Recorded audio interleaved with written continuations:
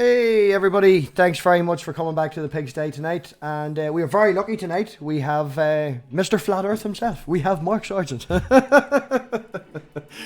I don't know if I'm actually Mr. Flat Earth, but thank you, thank you. I'll take it for now. well, as it goes, you would definitely be one of the ones that has been going for for a longer period of time. Like obviously, there's a lot of flat earthers out there at the minute that are popping up left, right, and centre. But I would definitely say you would be one of the original at this time around. You know, the influx of Yeah, I'm one of the oldest one. I mean, I'm older anyway, but I'm one of the people that have been in the longest, and I've been only doing it for 5 years. So, I mean, but so yeah, when people are talking, it's like, oh, how you been? You know, how long you been in? It's like, oh, I've been in for 2 years, 3 years. Yeah, I've been in it for a whole 5 years. Yeah. So. Well, I usually start the show with what brought you to onto the internet, what brought you onto doing this, but I think Flat Earth would probably take precedent. So, you know, what was it that threw you down that line, threw you down that direction?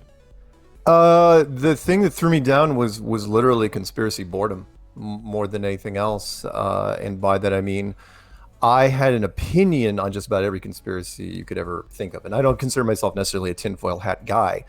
In fact, I grew up very, very naive on a rural island north of Seattle in the United States. And when my first conspiracy I even looked at was JFK, the movie, you know, from the early 90s. I saw it in the theater. And from then on, you know, for the next 20 something years, I got into, you know, different conspiracies. And it's like, wow, people can lie. Yeah. People do lie for money. Go figure. And then I realized, you know, how big it was, and how, you know, so many different aspects of different conspiracies, and I had an opinion. And then, but flat Earth, nobody wants to look at it. Everybody hates it. You become a flat earther because you try to disprove it, and I did. You know, I sat down and I said, oh, I can blow this thing away in a weekend, back in 2014, and then realized by the beginning of 2015 I couldn't. I mean, I couldn't prove the globe in a court of law. I could create reasonable doubt in it. And that's really what it comes down to. And then I said, you know what? I give up trying to prove the globe. I'm just going to make a series of videos, called it Flat Earth Clues, put it out on the internet, held my breath, and waited to see if any academics would call me and say, okay, here's where you blew it. Here's where you screwed it up. And instead, 2015 just took off, where people were different subject matter experts from branches of the military and pilots and engineers and air traffic controllers and everybody you could think of started contacting me. And then the general public started contacting me, and media, and saying, wow, this is really, really interesting. And then it just blossomed after that. You know, in 2016, we had Neil deGrasse Tyson go after rapper B.O.B. And in 2017, you know, we had a lot of people in the sporting world.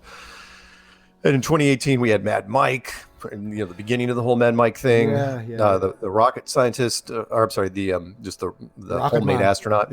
Yeah, rocket man, as it were. And then you know, 2019, which we just finished up. I mean, I did conferences in Auckland, Stockholm, UK, Los Angeles, Calgary, Canada, South Carolina, Dallas, Texas, and it was just incredible. I couldn't even go to them all.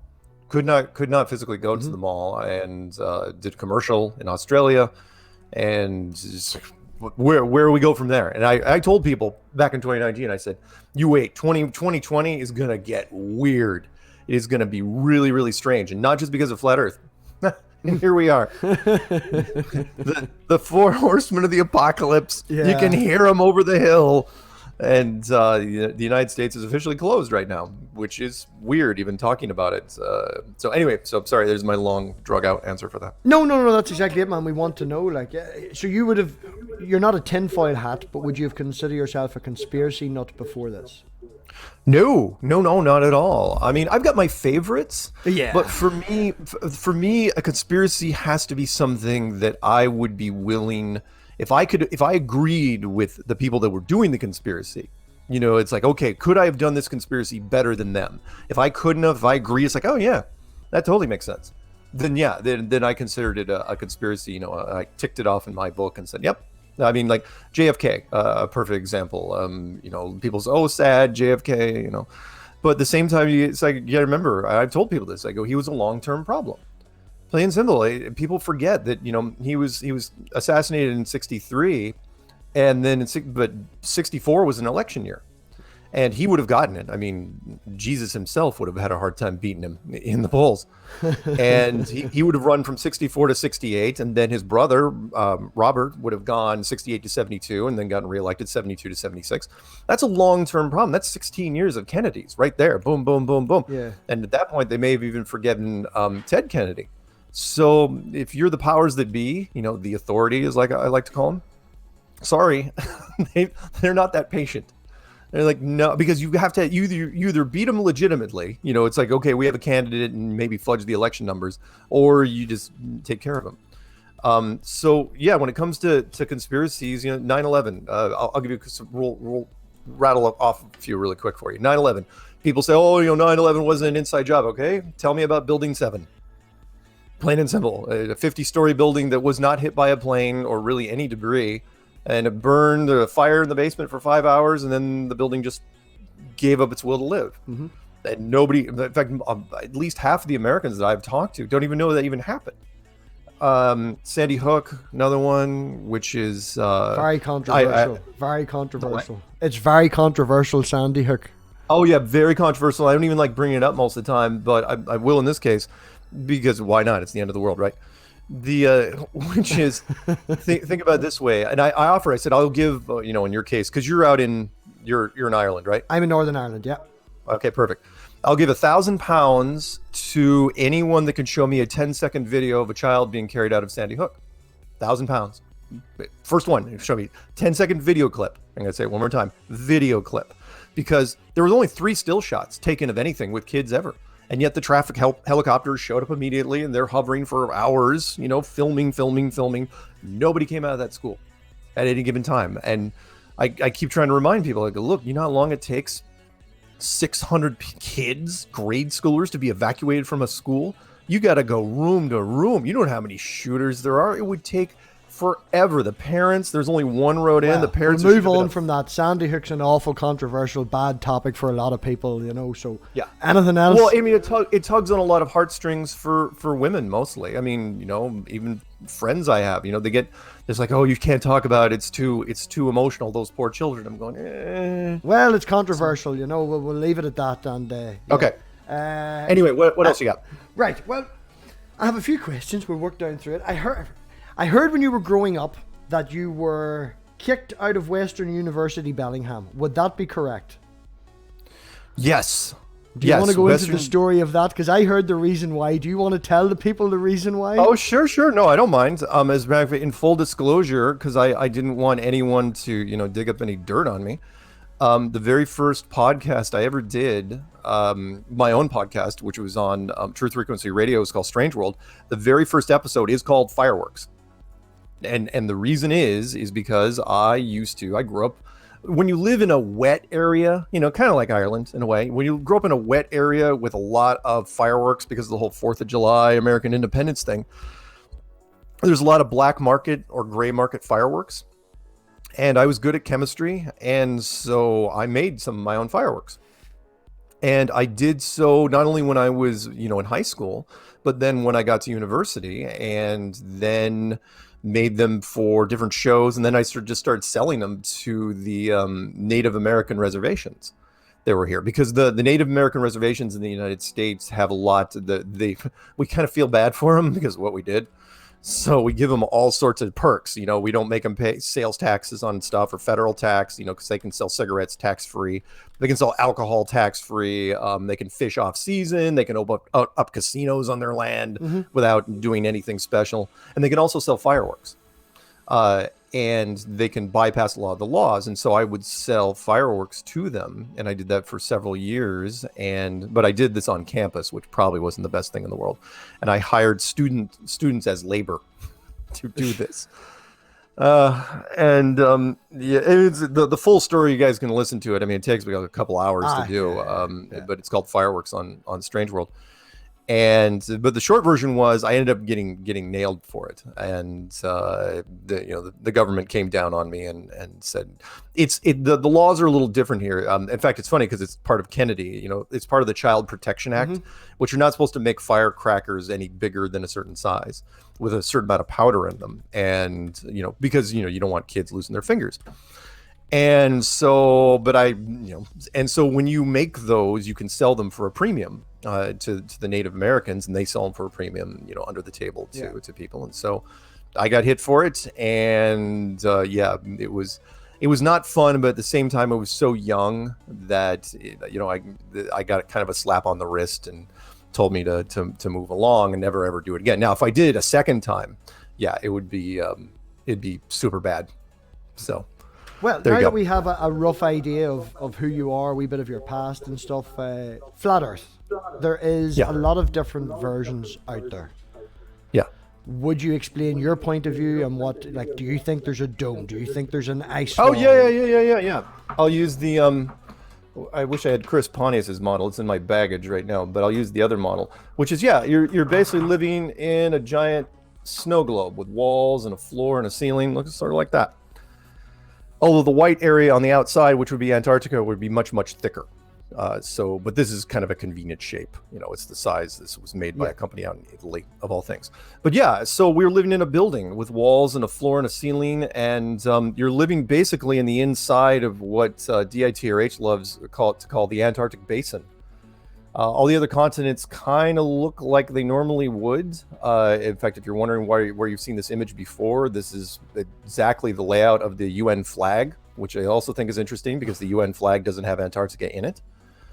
And as far as the sky goes, we're covered in my model anyway, and this represents the majority of the flat earthers. We're covered by a dome, and we're living in a pressurized system.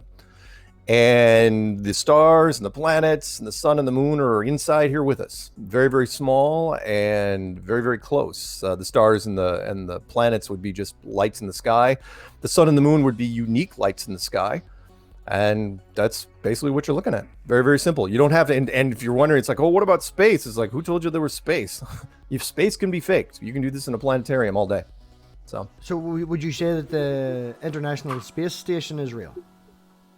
I would say it's real only in that you can use the tracking software and you can see something flying overhead.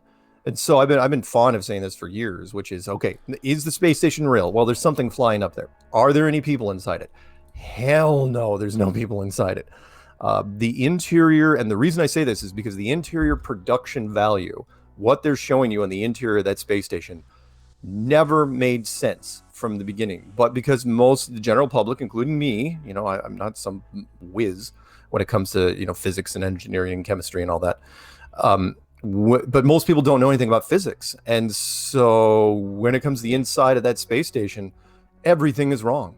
Everything is absolutely wrong. I mean, look up just the obvious stuff, like why they have hair to begin with, why they should all be clean shaven, and yet the women have their hair done in hairspray. Why would they need to be clean? Why would they have to have? The filter systems. In fact, I had an email just from a UK submarine guy just the other day. Submarines would run basically the same sort of systems that the International Space Station would be, with the exception is that the pressure is coming in from the outside, whereas the International Space Station, the pressure is pushing in from the inside.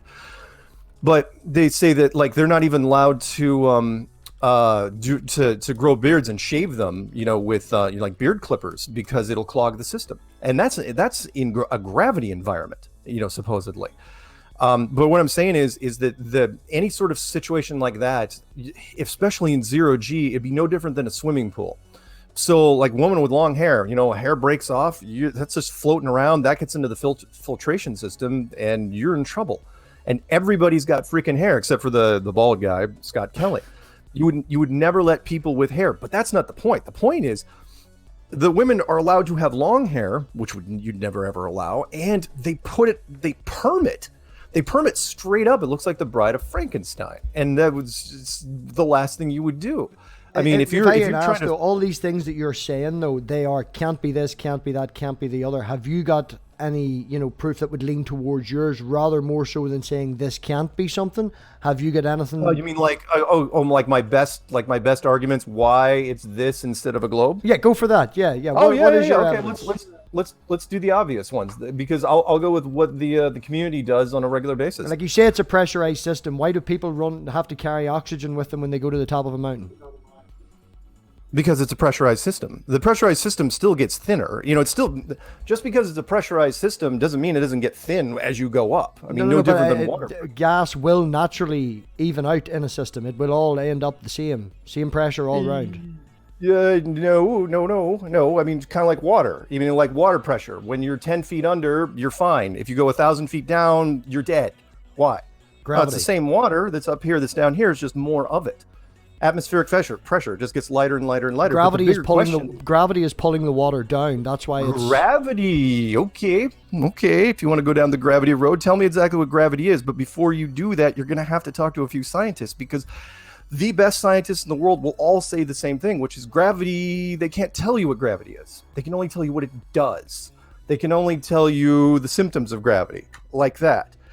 Now, just because this fell to the floor doesn't mean that's entirely gravity. It could also be density. It could also be buoyancy. With the same thing where you take a ball and you put it underwater. Why does that ball pop back up? Well, buoyancy, the actual equation of buoyancy, if I'm correct, actually includes gravity. It includes. And I'm not saying that gravity doesn't exist. I'm saying that gravity only has a small part of that. And if you want to get into the gravity versus the vacuum of space, tell me where gravity wins, because I could give you a perfect example, not just the soda example. It's like when you take a soda and you suck it with a straw, you just used a partial vacuum from your mouth, and you beat gravity that was in that cup. How did you do that? I'll take it one step further. Let's say there's a second story to your room right now, and you probably heard, maybe if you heard in some of my interviews, which is you take the second story and turn into a vacuum chamber. You put a cork in the center or whatever you want. You pop it. What happens? Well, the air from where you are right now instantly goes. It instantly equalizes. It's a fraction of a second. It's not like the movies. The problem with that is, though, the problem with that is what you're doing is you're creating a negative pressure above this area, but it's also surrounded. Yeah, but it's also surrounded outside the house and all. You're creating negative pressure inside a pressure inside the difference is it fades absolutely. away. I am. So what's the difference? What's the difference when you walk outside? Why is our atmosphere still here? And if you come back and say gravity, I say, oh, you mean the exact same gravity that couldn't keep the air in your room is going to keep it on the ground instead of going straight off into space? Yeah, but you're not understanding what I'm saying. That's because I'm knowing exactly what you're saying. You're trying to make up a barrier where there is none. And that's the big thing here. It defies thermodynamics. Pressure cannot exist next to non-pressure without a barrier. Cannot happen. Never has happened. In an atmosphere, yes. In an atmosphere, but not when it comes to space. It generally fades away. Gravity will, as you move up, air gets thinner. Like, we are quite lucky. We are very, very lucky. If you hang about, we might get lucky. If you're hanging about... can never... Go ahead. No, you go on ahead. No, I'm just saying that the scientists cannot tell you. When I say, where is the bleeding edge of space? You're going to say, oh, that's 500-600 miles. I go, tell me exactly what happens at the bleeding edge of space, where our atmosphere ends and space begins. Tell me what happens there. But tell me, because you're going to say at some point there's this static point where there's nothing happening, where vacuum is sitting there and the atmosphere is sitting here. Granted, it's thinner, a few particles, and that vacuum has no effect on those small amount of particles. Never happens. It's a gradient. It gradually... It doesn't matter if it's a gradient. The vacuum has nothing. Eventually, the gradient is going... You're talking about, remember, the bleeding edge. Let's call it the edge of space. The edge of space, where those little particles are sitting next to a vacuum. Eventually, the vacuum is going to rip those things off and just take them away. If you ask like they do down here, person, lots of different people will give you different heights specifically because there is no definite border. Why not? Well, why would there be? Well, why is there no definite border? I mean, what I'm saying is it works way better in this than it does with the globe model. Way easier. Meaning, it just gets thinner and thinner until it gets to whatever the barrier is at the top. So, like, for example, if you take helium gas, perfect example, you take a balloon and you let it go and it flies up. Why? Partially because of gravity, partially because of density. The balloon goes up and up and up and up, and then finally it bursts. And then the helium molecules keep going up and up and up. What do? Eventually just get to the bleeding edge of space and stop? or did they just go off into space? Because if they go off into space, well, there's your atmosphere problem. Well, on that specific example, I wouldn't know, but I'm sure we could find out exactly right down to it. It's not my particular field. You might be able to dig up something from the textbook, but that's not even our best example. I mean, it's a good example. It's probably our number 2. Put the number 1 example. I mean, not just gravity versus the vacuum of space. And by the way, anyone that's listening to this, if you want to look it up yourself, you want to look up how strong, why the vacuum will always win. Always, always, always. Look up wonderful videos. We didn't make them. The Germans made them. Called vacuum versus steel rail car, where they apply a vacuum field just to the inside. It's not even close to a full vacuum, to the inside of a steel rail car, not aluminum. And it's just violent. It's just so instant and so powerful that there's no doubt to me at all. When it gets to space, it's just never ever going to happen. Anyway, let's get to the big one though, because the big one is the one that probably 80% of the flat Earth community goes and does, and that is the long distance photography. By far and away. In fact, it wasn't even my idea. I had nothing to do with it in the clues. It wasn't in the documentary. Even though we showed them tons and tons of stuff in the documentary, they would refuse to use it, which is the curvature of the Earth, 8 inches per mile, and I don't care past 500 miles. We're talking about less than 500 miles. More than 500 miles. That equation has been, that's for engineering. It's a rough thing. It's not for measuring the curve of the Earth. It does fall down after a certain point of time. And you're right. But under 500 miles, which is fine for us, it does work. And if you come back and say, well, no, you can't use 8 inches per mile squared, I will say, fine, what is it? If it's not 8 inches per mile squared. And it wouldn't matter anyway, because the stuff that I'll talk about here in a second goes way beyond that, which is, if we'll just say hypothetically, doesn't matter if you agree or not, 8 inches per mile squared, because we didn't come up with this. We didn't pull it out of our ass. No, but the people who have come up with it and do use it say that it's for engineering, and you're using it wrong. The people who do and have... Again, not to put you on the spot, but okay, fine. If it's not 8 inches per mile squared, what is it? Well, I don't know, because it's not my field. You go. Just because I don't know it, though, but because I don't know it doesn't mean that it's not out there. No, but you're not the only one. No one. I've asked that question to tons of people. I say, fine, if it's not 8 inches, what is it? And they say, well, they just absolutely just go off into the weeds. Like, well, it's a variable thing based on blah, blah, blah. But it is, though, man. Relative to where you are and moving about and height, there's so many things to take into consideration. Yeah. We got it. We know more about that than just about anybody because we started, looking at this thing. So at 1 foot off the water, for example, wonderful videos have been put out by you guys on your side of the pond, but even though they're the ones that are analyzed it, but most of the really, really good footage that's been shot recently is out of California. You look at oil rigs, perfect example, because those aren't boats. Your boats are moving, floating on the water, and you're shooting it from, sometimes you're shooting it from, a foot up, maybe 6 feet up, maybe 8 foot up. Let's just go with a foot, right? Foot off the water, minimize, the distance. Shooting a foot off the water, one's at 6 miles, one's at 9 miles. Right? That's not the problem. The problem, well, obviously you can see them perfectly clearly. No, the problem is that you can see the horizon behind them. And that's where you run into problem. If this is just photography, we could go back and forth about pulling photographs up. I could pull up stuff from... This isn't photographs. This is video. This is live video. Yeah, we could do the same. We could go back and forth, with that. There's no back and forth on this. The horizon cannot be behind the objects. They cannot be. If you say what, because eventually you're going to say, well, the curve is in front of them. You'll show me boats that'll say, oh yeah, this boat's cut in half because of the curvature. And I go, and yet the curvature cannot, it's not cutting off these oil rigs. In fact, the curvature is behind it. And people will say, oh, it's refraction. It's Fata Morgana. It's, atmospheric lensing or whatever you want to talk about. It's like, no, the curvature the horizon cannot be behind the objects. They cannot be. And that's one of our diehard things. Right. 8 inches per mile. Just for talk's sake, I'll grant you that. Just for talk's sake, we'll grant you that, right? What is the purpose? Who made it? What's behind it?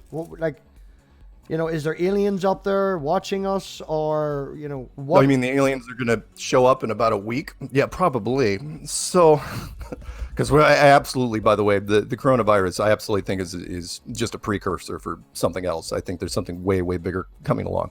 But when it comes to who made it and what's behind, what's on the other side of this thing. Yeah, is there other domes out there? Are we on a shelf with 50 other domes, or is there Sure, nothing why out not? there? Or Sure. I mean, this is not a one-off, not by a stretch.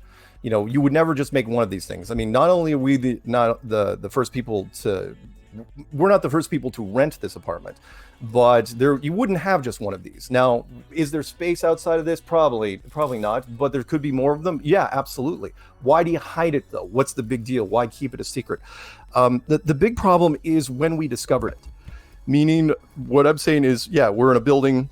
But nothing to do with hiding it, right? Obviously, they want to hide it. If there's government out there and we're inside a dome and they would want to hide it, they would want to hide it. But what's the purpose of the dome? That's...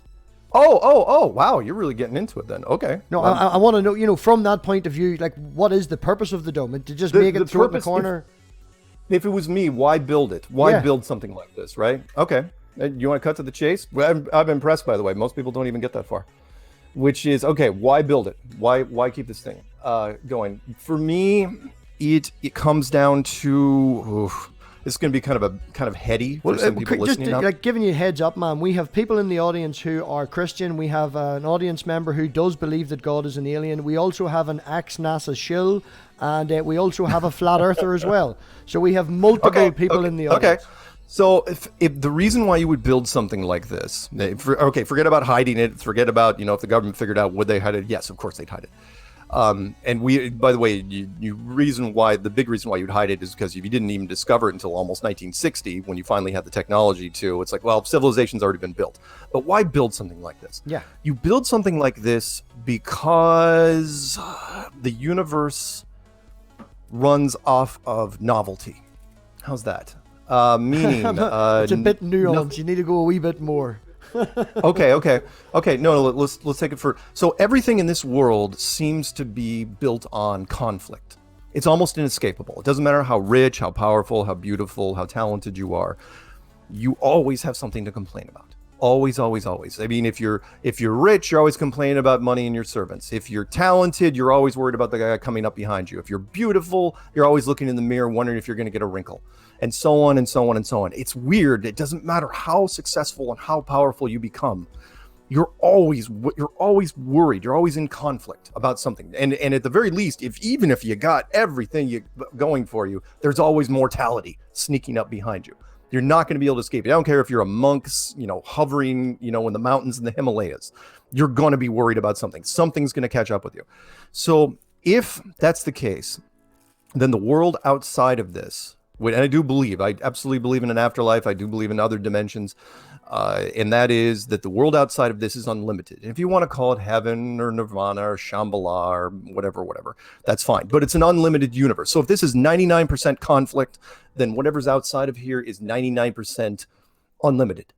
Meaning you can do just about everything you want. Well, what do you mean that's by a problem with that? Is it so you're talking multiple dimensions, no physical body, we can fly about, we can do this and the other, or are you talking about... you might have a physical body, but it wouldn't be the same as this one. I mean, you wouldn't have internal organs. It'd probably be just a shell, no different really than a video game body. I mean, a video game body looks exactly like we do now, but there's nothing on the inside of it. So you would be more a proponent of simulation theory, or would you actually say you believe in a God?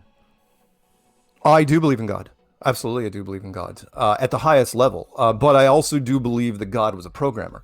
We tend to express the details of God depending on what level of civilization that we have. So, back in the day, it was a magic hammer and a magic chisel, or he molded things out of clay. And then as things went along, God became more and more advanced. And now, I mean, come on, we didn't invent programming. There's nothing new under the sun. But if we were created, then God probably has programming has just been an advancement from what we stand on before. It's like we are what came before us. Programming is just like a computer used to be the size of a room. It's now. Oh yeah, absolutely. And what's interesting for me, not to get into simulation theory too much, but what's interesting to me is now we are starting to detect things in our reality which mimic what we've been designing in simulations. Not to rip off too much from the two movies from the late 90s, The Matrix and The 13th Floor. Brilliant 13th Floor, by the way, was... 13th movie, yeah. I love that movie. That was a movie... That was a movie that was based off of a 1975 German film called World on a Wire, which was based on the 1960s book called Simulacron 3, which, you know, and it's been talked about ever since we started devising computers, which is, okay, what if we created a simulation and we couldn't tell the difference, you know, between our simulation? And we're running into that now. There are things right now that we are finding out that two things, most notably the double slit experiment, which was basically perfected like 15 years ago. Double slit experiment says that, you know, whatever you're not looking at doesn't exist. And we're seeing that with single electron gun experiments. I don't think that wordage is correctly. I don't think you worded that correctly. I think you're using colloquial terms there, but I don't think that's worded. I don't think they say it doesn't exist. Okay, all right. Sorry, you know what? That was for your audience. But you're right. It doesn't exist. It's an approximation. You look at all the possible sites of where it could actually possibly be, and then when you do the test, it will be. Yes. There's a probability. Yes, absolutely right. Yes. The wave versus particle. Is the cat dead? Is the cat alive? Where does the wave function break down? Right. But again, interesting that we are seeing that now, and the old question, because that's what we do. It's conservation of resources in programming, which is what we do in programming. Which is, okay, if your character is never going to be on the other side of that mountain, do you draw the other side of that mountain? No, you don't, because he's never going to be there. It'd be a waste. So, in fact, you don't even draw the other side of the street, where it's called like flashlight graphics. So wherever you're looking, that's lit up, but whatever's behind you, it's just black. You know, because why would you draw it? So but the other one that I love, the other way, you know, the what? They've looked into right. For you to build a computer of a simulation of this, for using the technology we have at the minute, it's planet-sized computer. To cover everybody and do the rest of it is planet-sized computer. Potentially, sure. Yeah. Quantum computing could it also depends. Quantum computing could possibly change that. If you actually go into that, and why would you, as you say, if you could create one, why would you stop with one? You'd end up creating loads of them, and that you can go down the route of saying, taking into account simulation theory is real. Mathematically, the probability is. There's probably a better probability we are in a simulation than a real one. Yeah. You're absolutely right. In fact, I talked about that in the last chapter in my book, which was I would love for people to get on board with the simulation theory. Unfortunately, you have to spend time. I mean, I grew up in the video game industry. I mean, I played video games for a living, and you know, I taught proprietary software for years. We've started to tangent off here, right? Taking simulation theory makes it everything's in a computer, right? So if everything's in a computer, basically, if everything's in a computer, why put a dome over the top of it? Back to this. No, because simulations. I got you on this one. Because all simulations are a freaking box. In fact, it's not even a dome. It's a simulation of a dome. All simulations are basically a box. You know, where you would fit something, you would pretend that there was a dome inside it, and the reason is because computers, as you know, they don't like curves. Everything's right angles. Computers can't really draw circles. They draw something that looks like a circle, but when you zoom in, it's just a bunch of right angles. And in fact, when you're doing a simulation, because all video games, whether or not, and this is for anyone that still plays video games, I'm trying to get off of it right now. But regardless whether you play Warcraft or Fortnite or Minecraft or GTA or something like that, it's all built on a perfectly flat box system, meaning it's a big box. The terrain is perfectly flat, and the sky is just this big. It's called a skybox system, where they can simulate anything you want, curved objects, and they make it seamless to where it looks. You could simulate a dome if you wanted to. It's the same with the Earth and the globe being as big, because it's so big relative to the size of us. It does look completely flat as you go along.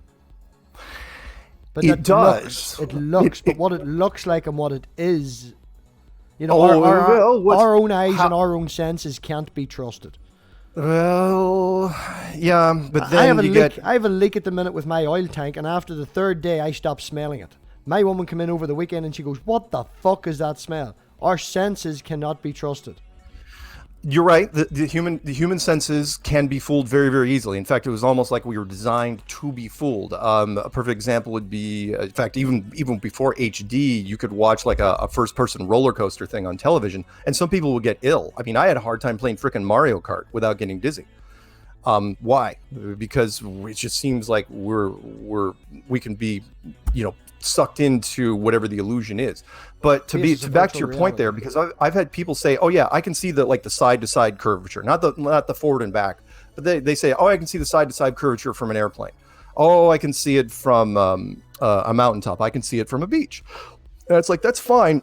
And normally I would just send them a video of a weather balloon from 120,000 feet, which shows it tabletop flat. But now I just go to a Neil deGrasse Tyson clip where he was on stage at the South by Southwest Festival a couple of years ago. And he was actually, it was interesting because he was angry about the whole Red Bull jump. If you remember that from a few years ago, Red Bull. Your boy, I thought that was fantastic. The hairs in the back of my hand actually stood up when I watched it, and I must have watched it a million times, man. But again, it was really cool that he jumped from 130,000 feet. Super great. But the footage was absolutely dishonest, and Neil deGrasse Tyson called him out on it. He's going, 130,000 feet, you can't see the curvature at all. And it's like, what are you talking about? Red Bull showed this. I've talked to media guys, guys that publish this on their websites. And I go, why are you using that huge curvature fisheye lens for the shot, for the Red Bull? You know full well it isn't that. Even if there was a curvature, it's not going to be that severe. I mean, the whole world would be 100 miles wide. And they said, well, it's a good shot.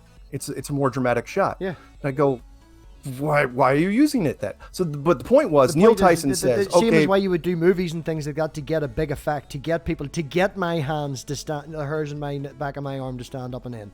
Yeah, I get but it. They didn't come out and say that they're not a well, it is a documentary, but they were focusing on one thing, not the other.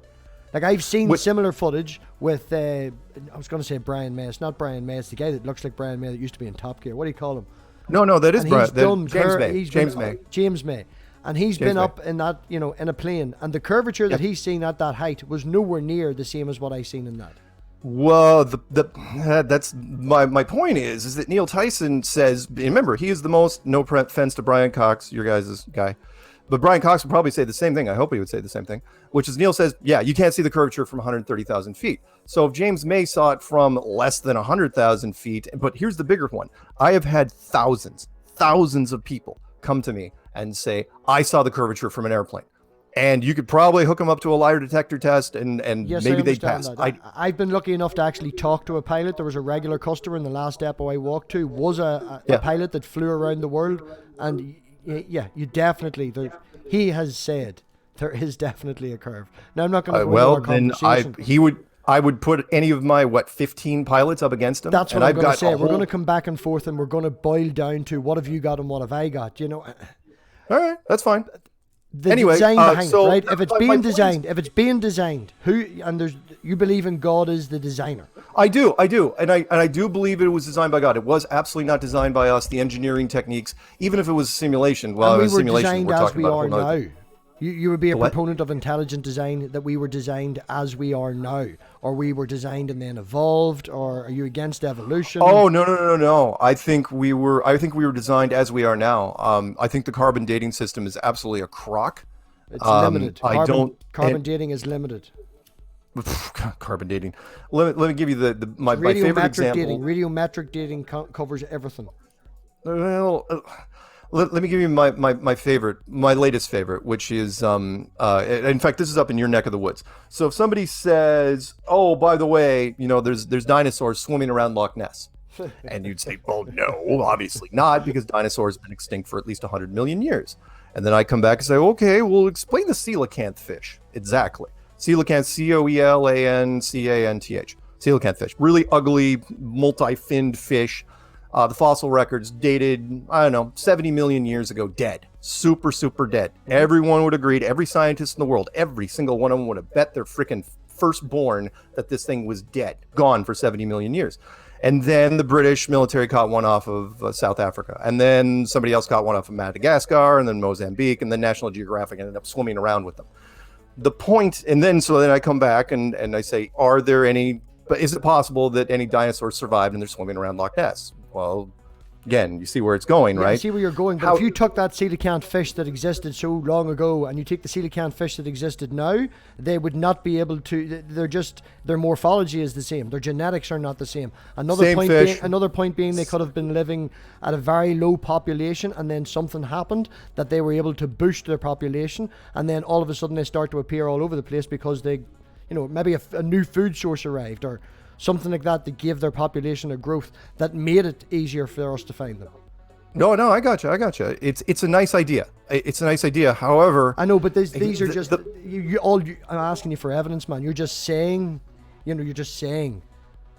Like, I'm just saying that fish was dead, and I would have every scientist. Here's the thing: if that fish would have been more elusive, you could have gone all the way to today, 2020, and if some fisherman would have, dangled it in front, on some video, scientists would have, oh, that's totally fake. It's totally not real. Yeah, they would have said Scientists they would have said that's fake, and then they would have went out and investigated it, as you said they did, and they found more. So that is why we have the confirmation that they are now back. We're not taking one guy's word for it. But that's my point. Science, he goes along with the saying, I'll use Neil Tyson one more time, where Neil said that science is true whether or not you believe in it, period. And it's like, these okay. are just phrases, man, but he is not the authority. He is a communicator. He is a science communicator. Your science god. No, he's not to me. He's a science communicator. My favorite scientist out there is Max Tegmark. He's Max Tegmark. Nobody knows him. There are three media scientists in the world. I don't care if they know him or not. Well, the media does. There are three. But it doesn't media give him authority. Neil Tyson, Brian Cox, Michio Kaku. That's it. 3 media scientists in the whole world. If they're not saying it, nobody cares. But it doesn't matter whether they say it or not. It doesn't make it true. No. Just to the population and just to people around, but not actually to what is going on in the real world. Like if Neil deGrasse Tyson came out tomorrow and said the world's flat, so instantly everybody would believe that the world's flat. Yep, they would. They absolutely. Are you kidding? Come on. The coronavirus, they told people that the sky is falling and the United States is shut down. And we have, 300 people dead? 300 people in a country of 330 million. That doesn't even make sense. We Come broke on. capacity. We broke capacity.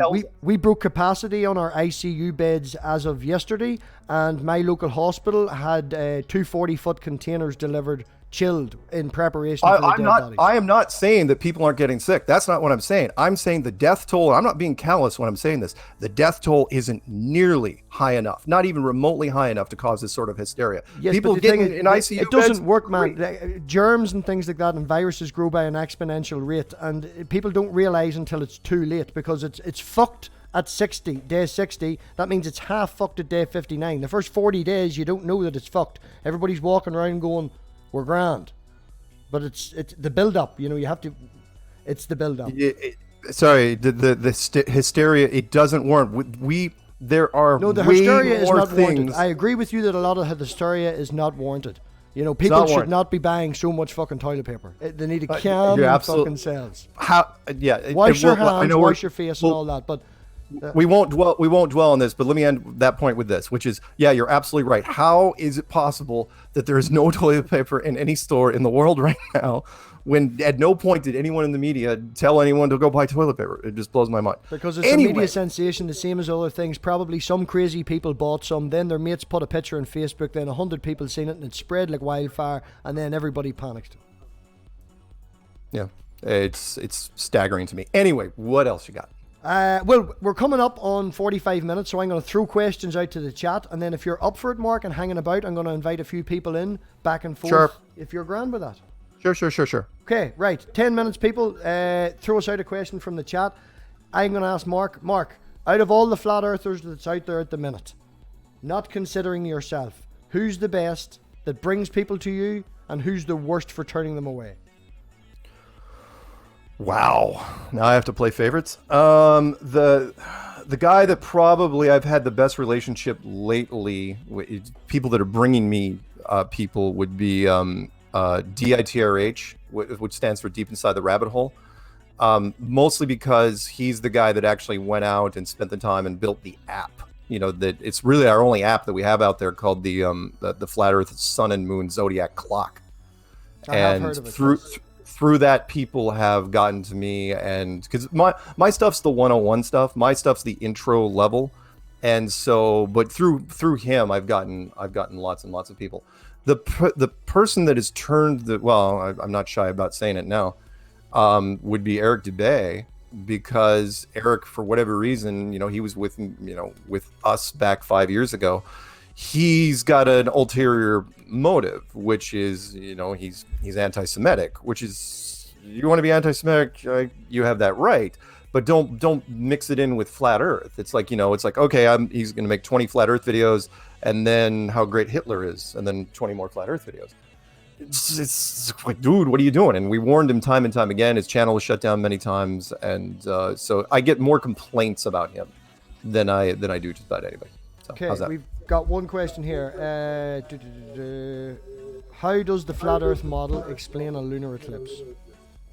Oh, it's just lights in the sky. A lunar eclipse can be done in a planetarium, so we're just talking about a bigger planetarium. That's all we're talking about. So, in fact, the solar eclipse could be done in anything. It can't be done in a normal planetarium because the system's too bright, for our technology. But anything from waxing and waning crescents to how the planets line up, or the Belt of Orion, or the Big Dipper, or whatever, that's just lights in the sky. That's all it is. People, now I'm going to name a couple of flat earthers that I would say get picked on in the community, but they're sometimes deserving on it because they're idiots. But people like Daniel Pratt and Ranty Flat Earth, have you seen these people? People like Nathan Thompson, doing these stupid, like these people. Like, I've had a very cordial conversation with you. Obviously, we've had our back and forth and we've talked over each other a few times, but we disagree, and that's the best thing about having a conversation. But these people are. Yeah, they are with Daniel Pratt, he and I have never exactly been close. I've never really said anything bad about Daniel. But he's been in it for a while, and he started out with some great garage rants where he would sit in his garage and just get really, really angry. Because when you first get into flat Earth, you get really, really enthusiastic. And I mean, he's kind of been on the outside looking in, where he didn't do the conferences and the meetups or anything like that. I don't really have much of an opinion on Daniel Pratt. Nathan Thompson, well, he's a very, very interesting guy. I'm not going to say anything bad about Nathan because one, he was in the documentary, and he had a chance to be on a reality television show recently. Would I have done what he did and get caught yelling at the school children? Probably not. No. Not his best move. And he did get arrested for it. Will he do it again? Probably not. What is your thoughts on the Netflix documentary? Well, okay. So the Netflix documentary, everything I predicted in this case came true. Bob Nodell did. He did not look good in that. We will just say that because we know we agree or disagree. But Bob Nodell did not look good in that, and the journalism bit at the end is basically a meme in the debunker thing now. Like it's couple things. The director hated us, absolutely hated us by the time we got to the end, and not necessarily the people, but the community as a whole. Mostly because of me, and I'm sad about that because I got to spend 7 months off and on with this director. But what had happened was, that 12-year-old kid asked me a question at the conference, and they just turned on me. Meaning the film team. It's like, how dare you, bring kids? And I'm going, I didn't tell this kid to show up. But the point was, they were going to take shots at Bob, with the laser gyro, or sorry, the ring laser gyro. Yeah. And with Jaron with his laser experiment. I knew they were going to take shots. However, would I have changed much about the documentary? Probably not. I mean, I would have changed the ending because I thought it was a cheap shot. It was a cheap shot, but it was bloody hilarious, man. It was. Well, it was, and that's why they made it that way. Yeah. I mean, and I sat with I went to multiple film festivals before this thing was picked up by Netflix, and I sat in the audience and listened and watched them as they were doing this, and the reason why it did as well as it did, I mean, good Lord, it had a lot of traction, is because it flipped back and forth between both sides. It was like flat earther psychologist, flat earther scientist, flat earther astronaut, and so on and so on. And so the audience felt safe. They felt it's like, okay, it's not a preachy thing. And no one, the director, nobody in the film team, nobody in the producers team, none of them were flat earthers. And so when they would go up on stage and people would ask them questions, that was the first question, always the first question, which was, "Are you flat earthers?" And they said no, and the audience was like, "Oh, thank God," but it generated a huge amount of interest. And I watched it once. I did watch it once. I've watched the journalism bit and the Bob Nodell bits a couple of times. I thought the Logan Paul one was funnier, and I think Logan Paul is scum, but I thought his was funnier. I really do. Logan Paul, and I mentioned After him in my this, we book. will go back to the chat. I've been ignoring the chat. I'm just letting the questions Okay. build up. So after your view on the Logan Paul one, we'll Oh look at yeah, the yeah, chat. yeah. The Logan Paul thing, and I was the only person to walk out of the Denver conference when he showed up. He was the big secret. The promoter. He was told by Logan Paul. Robert was all over him. Was it Oh yeah, Robert? he was told not to show up. He was told not to tell anybody about the conference that he was going to be there. I didn't even find out till 12 hours. I was already there, and then they told me, and I go, it can't be him. And what was amazing was, I watch a lot of media and I absorb a lot of stuff. I was one of the only people in the conference that knew who he was because his demographic skews so young. Yeah. And you're right, he absolutely is scum. And so I said, he can't be him. I go, he's a horrible person. I go, he couldn't be invited. He was going to actually go up on stage. And I didn't tell anybody. I said, I basically made up my mind. I said, look, if I confirm it's actually him, I'm leaving. And I did. And I didn't do my set. And he came on. And 3 months later, he released that hour-long thing, which was, so awful. But I got vindicated in the end because I said. But it was funny. It was super cringy, but it was. Right, we'll look at the chat. We'll look at the chat. All right. Okay. We've got one from Want me to read Geosam. I want to know why you can't fly if there's no gravity, but you're just going to say density or buoyancy. No. I didn't say there was no gravity. Saying you absolutely can and grab. By the way, density. The reason why you can fly, one of the big reasons is because what we're breathing in here is not nothing. It's mostly nitrogen and a little bit of oxygen. You're basically kind of in a thin version of water. And the lift there, no different really than submarines. When they're going around, we're just above that. That's I'll agree that fluid dynamics both describe air and liquid, but I wouldn't say that we're thin liquid. We have a question from Elias. We have Frankfurt to Atlanta and Johannesburg to Sao Paulo are both same distance and take 9 hours. How can they be the same distance on a flat Earth? Don't know. I have no idea. Is there a super jet stream that we don't know about, or is there something wrong with the map? Yeah, probably. We knew that since minute one, that there's something going on there. I always love the fact that people, and no offense to anyone in the chat room, I love the fact that people bring up, a couple routes, that you can go to nonstop, but everyone dismisses the fact that 90-something% of the Southern Hemisphere flights are massively double connections that start in the north. It just throws me, absolutely just throws me, that they just like, oh no, let's focus on that, but that's fine. We have one from Brian Bowden. How does Mark explain the recent Flat Earth video proving 15 degrees in our drift? I think he's making a reference to the Bob Nodell thing that was in that net. Yeah, the Bob Nodell thing. What is your opinion on that actual experiment? The simple answer is, which is a question, which is, okay, what did the gyro prove? Yes, was there a 15-degree per hour movement? Yes. So what was moving? The ground moving or was the sky moving? And we say it's the ground, and you say, we say it's the sky, and you say it's the ground. Plain and simple. Right, well, that's all questions from the chat. It's coming up on the 5:15. We'll pop off for 5 minutes so everybody can take a pee break, and I'm going to let the dog out. And Okay. I'll just schedule this. And Mark, if you just want to let Mark's description for his channel is in the Mark's description. Oh, I'm messing it up. Mark's channel is in the description. There you go. Just type in Flat Earth Mark into YouTube. You'll find me. It's easy. Mark, if you want to just let everyone know or what you've got coming up or doing anything like that, and I'll schedule this. Yeah. So the book that just came out is called Flat Earth Clues: End of the World. Funny title considering what's happening. The documentary is called Behind the Curve, which you can get anywhere, and I've got a podcast on TFR called Strange World, and I'm not hard to find. Again, but don't look at just my stuff. There's tons and tons of people. If you're new to Flat Earth, go to my channel, and there's a playlist called Flat Earth Shortlist for new people, and it's got tons of people. My top 25 that's out there, and I update it on a regular basis. Some videos are 4 minutes, some videos are an hour. There you go. Brilliant. I've scheduled it. It'll be on my homepage if anyone wants to go and get it, or if one of my wonderful mods can pop it in the live chat. I have too many screens going. Too many tabs. All right. So what do I do now? You do absolutely nothing, Mark. You just say bye-bye, and I'll run the outro. So everybody, thanks very much for coming up. We'll see you back here in about 10-15 minutes. Not even that. And appreciate you all coming. Lots of love. Talk to you later. Bye-bye. See you guys.